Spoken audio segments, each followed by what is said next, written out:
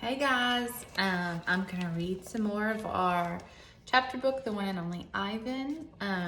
Last time when I read, remember Ivan was painting, but he wasn't painting bananas all the time. He was painting for Ruby, and he let us know that he was trying to make some kind of painting so that he could get her to a zoo. It's different now when I paint. I'm not painting what I see in front of me, a banana, an apple. I'm painting what I see in my head, things that don't exist, or at least not yet. I pull out knot tag stuffing. Carefully, I fill her with my paintings, hiding them so Mac won't sell them. She's larger, bigger than Bob, but I still have to crumble a few of them. Remember, Knot Tag was his stuffed animal. Tag was his sister, so he named his stuffed animal Knot Tag. Bob tries to settle on her for a nap. You've killed her, he complains. I had to take out her stuffing. I miss your stomach, Bob admits. It's so spacious. When Julia arrives, she notices that I've used up my paints and paper. Wow, you are one serious artist, Ivan. My finger painting is sold for $40 with frame. Mac is happy. He brings me a huge pile of paper and big buckets of paint. Get to work, he says. I paint for Mac during the day and for Ruby at night. I nap when I can. This is him drawing. But my nighttime picture isn't quite right. It's big, that's for sure. When I place all the pieces on the floor of my cage side by side, the cement is almost completely covered. But something is still missing. Bob says I'm crazy. There's Ruby, he says, pointing with his nose. There's the zoo. There are other elephants. What's wrong with it? It needs one more thing, I say. Bob groans. You're being a temperamental artist. What could be missing? I stare at the huge expanse of colors and shapes. I don't know how to explain to Bob that it just isn't done yet. I'll just have to wait, I say at last. Something will come to me, and then I'll know my painting is finally ready. During the last show of the day, Ruby seems tired. When she stumbles, Mac reaches for the claw stick. I tense, waiting for her to strike back. Ruby doesn't even flinch. She just keeps going along, and after a while, Snickers jumps onto her back. Remember, Snickers is the dog that used to work with Stella, and now he works with Ruby when they do their shows. I lie in my cage with Bob on my stomach. We are watching Julia do her homework. She doesn't seem to be enjoying it. I can tell because she's sighing more than usual. Again, for the 100th time, or maybe the 1000th. I wonder what is missing from my painting. And for the 100th time, or maybe the 1000th, I don't have an answer.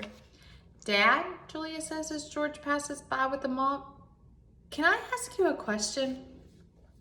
May I? George corrects. Ask away. Julia glances down at a piece of paper. What's the difference between the word spelled Principal, principal, and the one spelled Principle, principal? The first one is the head of a school, like Mrs. Garcia. That would be like Mr. Stevens. The second one is a belief that helps you know what's right or wrong. For example, it's against my principle to do my daughter's homework for her. Juliet groans. If I'm going to be an artist when I grow up, why do I need to know how to spell? With a laugh, George heads off. Poor Julia. I think gorillas get by just fine without learning how to spell. All those endless letters, those sticks and circles and zigzags, filling up books and magazines, billboards and candy wrappers. Words. Humans love their words. Do you think it's important for you to know how to spell? I do. I leap up. Bob goes flying straight into my pool. A word. You know how I feel about wet feet, Bob yells. He scrambles out of the water, shaking each foot in dismay. I look out my window to the billboard. I can still hear Mac's voice in my head. Come to the Exit 8 Big Top Mall and Video Arcade, home of the one and only Ivan, mighty Silverback. I count to 12, and then I count again, just to be sure. I lay out 16 pieces of poster board, 4 down, 4 across, a perfect square. What are you up to? Bob demands. I'm guessing it doesn't involve sleep. It has to do with the billboard. That sign's a monstrosity, particularly since I'm not featured. I grab my bucket of red paint. You're not on the billboard because you're not in the show, I point out. Technically, I don't even live here, Bob says with a sniff. I'm homeless by choice. I know, I'm just saying, I say the billboard. Then I make 2 fat lines like broom handles. Another fat line connects them. I stand back. What do you think? What is it? No? Wait, let me guess. A ladder? Not a ladder, I say. A letter. At least I think that's what they're called. I have to make 3 more. Bob cuddles up to Knot Tag. Why? He asks. Because they don't have a word, a very important word. I dip my fingers into the paint. What word? Bob asks.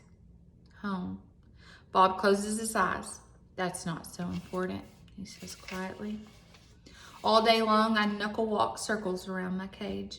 I'm so nervous I can't nap. I can't even eat. Well, not very much anyway.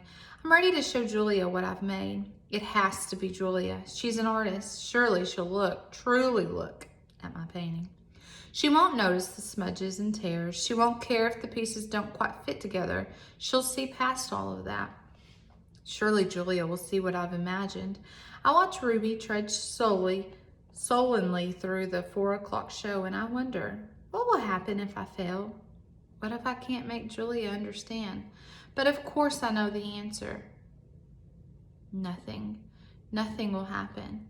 Ruby will remain the main attraction at the Exit 8 Big Top Mall and Video Arcade, conveniently located off of I-95, with shows at 2, 4, and 7, 365 days a year, year after year after year. It's time to show my work. The mall is silent except for Thelma, the macaw, who is practicing a new phrase. Uh-oh. Julia is finishing her homework. George is sweeping outside. Mac has gone home for the night. I grab Knot Tag and carefully pull out the folded papers. So many paintings. Page after page, piece after piece of my giant puzzle. I pound on my glass and Julia glances over. Fingers trembling, I hold up one of my paintings. It's brown and green, a corner piece. Julia smiles. I display another picture and then another and another, each one in a tiny part of the whole. Julia looks confused. But what is it? She asks. She shrugs. It doesn't matter. It's pretty just as it is. Uh-oh, says Thelma. No, I think. No, it does matter. We're gonna stop there. And I am wondering if Julia's gonna understand what he's been doing. He's worked so hard, and she seems to not understand yet. So is there anything that you are wondering? I miss you guys terribly, and I love you.